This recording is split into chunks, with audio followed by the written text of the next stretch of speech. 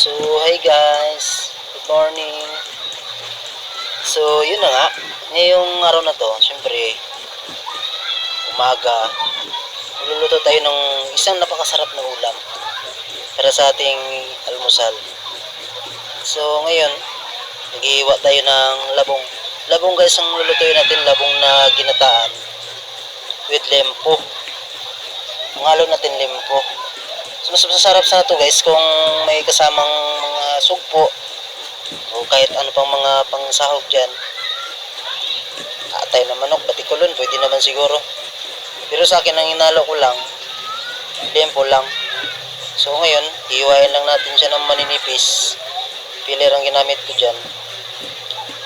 Hiwain lang natin ng manipis para mas maganda ang pagkahiwa. Para mas ano siya, pantay-pantay. Kasi yung iba minsan kutsilyo ang hinihiwa. Hindi siya hindi pantay-pantay yung pagkahiwa guys. Yung may makapal, may manipis. So yan, tatanggalin na natin yung mga yung mga matigas sa gilid para yung malambot lang ang makuha natin. Napakalaki na yan guys. Nabili lang namin yan sa kapitbahay namin sa bandang likod na namin, likuran. Pumunta yung misis ko doon, so nabili niya yan. So yun na nga. Ang unahin natin, siyempre, lalagay natin ng mantika. Napakasarap to guys. Try nyo sa bahay nyo. Kunting painit na mantika, then lagay na natin yung ating bawang. Magigisa tayo ng bawang at sibuyas. Yun, lagay na natin yung bawang guys. Halo-halo konti. Pag nag-brown na siya, golden brown na, pwede natin sunod yung sibuyas.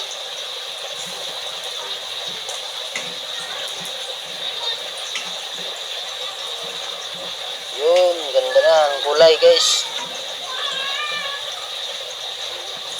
Sunod na natin yan, sibuyas. Napakabango guys. Sobrang bango.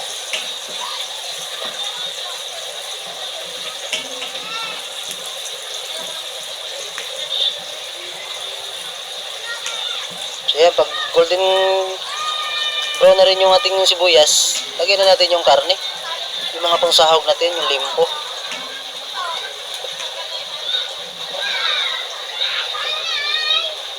Lagay na ang lempo. Yun. Hinihiwa ko pala siya ng maliliit guys.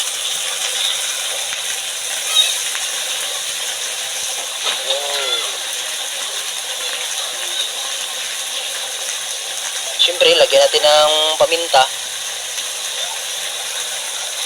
mga pampalasa.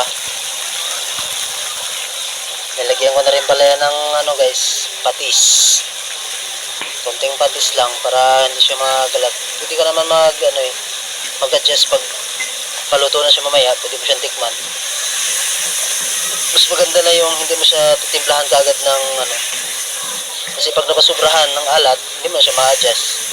Mas okay na yung hindi pa siya ganong maalat, so ma-adjust mo pa siya. Hindi ka magdagdag ng asin, patis. So yun, Hintayin lang natin siya mag golden brown guys. Tapos lagyan na natin yung yung labong pagkatapos niyan. Pag na golden brown na, kunting gisa-gisa lang yan para hindi malangsa yung ating karne.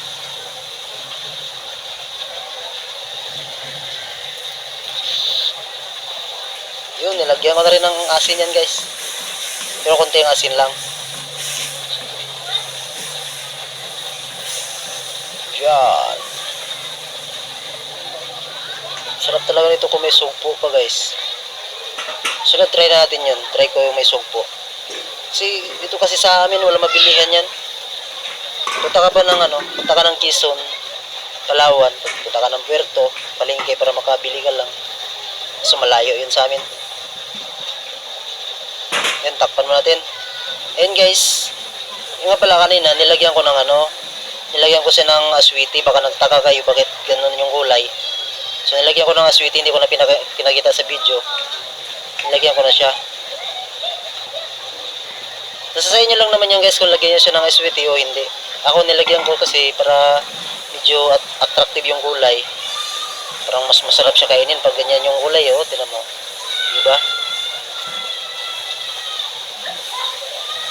Yun, ganda na ng kulay guys. Yung labong natin guys, tilaga ko muna yan siya ng mga guys 15 minutes ang laga, tapos piniga ko siya para matanggal yung pait-pait niya kasi mapait yan guys pag piniga. Yun, lagay na natin yung gata. Unang gata yan guys. Pangalawang gata. Yun, pangalawang gata.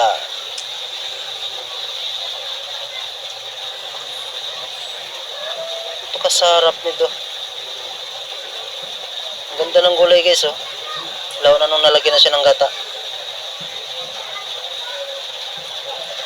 Tsaka pala pag nagluto kayo ng ng ganito, ng labong, huwag nyo iwala yung saluyot. Kasi yung saluyot guys, nagpapalapot yun sa sabaw. Mas masarap siya kung may saluyot.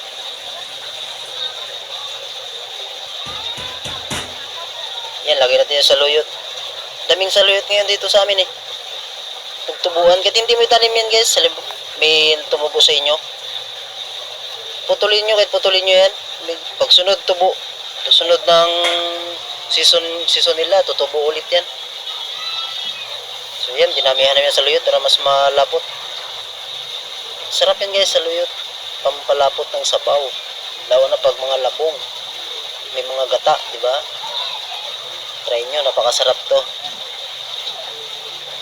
Sarap ng kain ko nito mamaya guys. Abangan nyo guys, simumukbang natin yan. Sasamahan nyo akong mukbang. Yun. Takip. Pag kumulo, okay na. Yun. So malapot-lapot na konti yung sabaw niya dahil sa saluyot. Lagay na natin yung guys. Ito yung kakanggata. Unang piga sa nyog. Yan, ganting gulo lang yan guys. Sanguin na natin yan.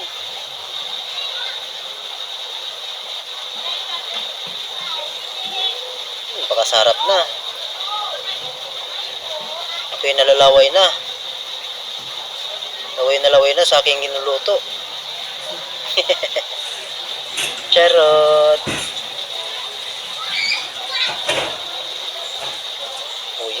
Napakasarap. Di ba? Okay na yan guys. Kahit pa paano, at least natulong ko sa inyo. No?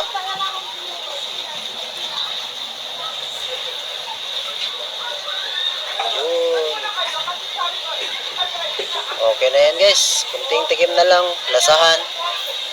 Sakto na lasa. So, okay na. So, hi guys. Magbibideo tayo ngayon, magbumukbang tayo. So, meron tayong pritong talong. Saka itlog. Prito na rin ako kanina, hindi ko na sinama sa video. Ito yung niluto natin kanina. Labong. Labong na may gata. No? May sausawan tayo para sa talong, tsaka sa isda. Tuyo at patis. So may drinks tayo. Coke.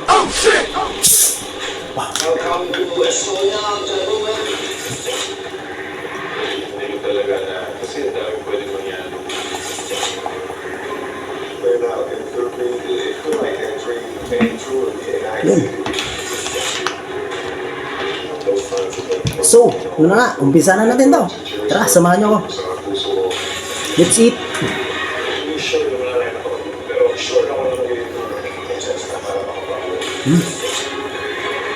Labong.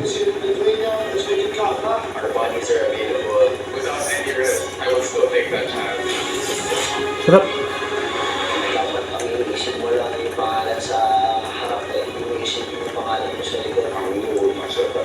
Ako lang isa guys. Andun sila sa labas yung magpamilya ko. Hindi ko sinama. Maingay kasi makulit. Nagsulo lang.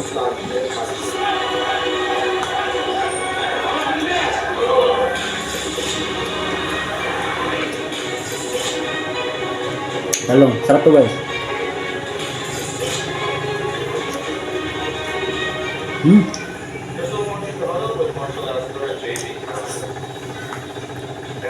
Sarap ng labong guys.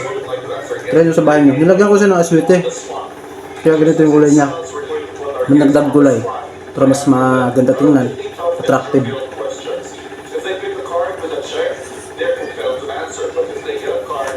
Amin lang ako.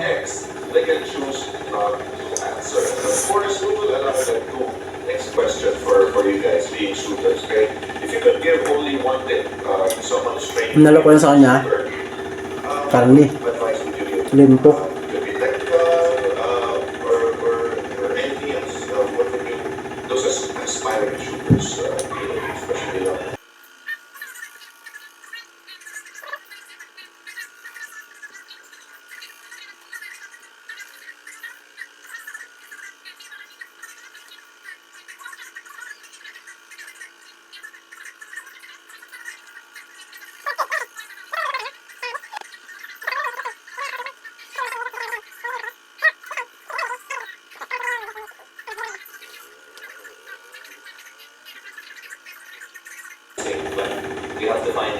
Yung lagay nyo nakikita na mga video namin sa feeds ko sa GNP TV.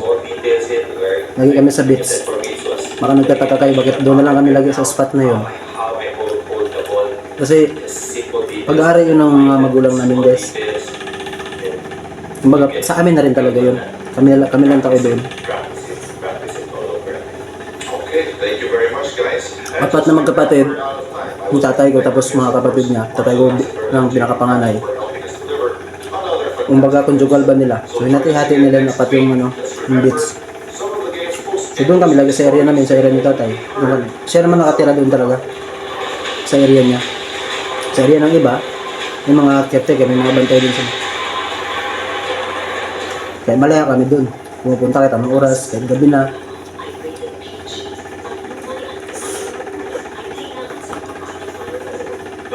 May bahay naman doon, bahay ni tatay.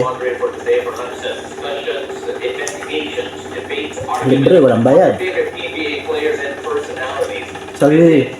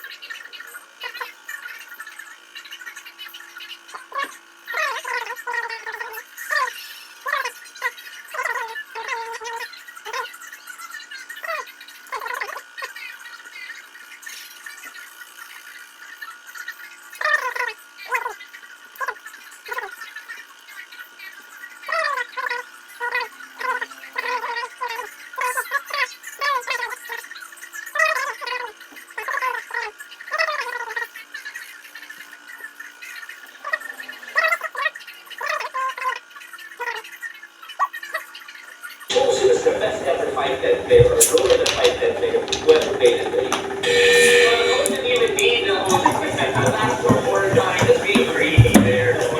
Pero ito, Marlo, your attention here, another one of the guys that Sarap. is going to be part of the Tubig natin, cook. and who do you have for success? The lack of size actually hurt this player heading into the PBA draft because he was selected 10th overall. Jimmy Alapan was Pero kahit nagkukop ako, into the kami ng pamilya ko, a lot of PBA inom na rin kami ng tubig kasi para iwas UTI ba. later on picked Sindan na rin namin ng tubig. squad. May tubig pa rin ako dito na ano, malamig. How he battled, how big his heart was, even though it was a case. So, yun na lang guys. Thank you. Maraming salamat sa panonood. Bye-bye. Bye-bye. See something like you.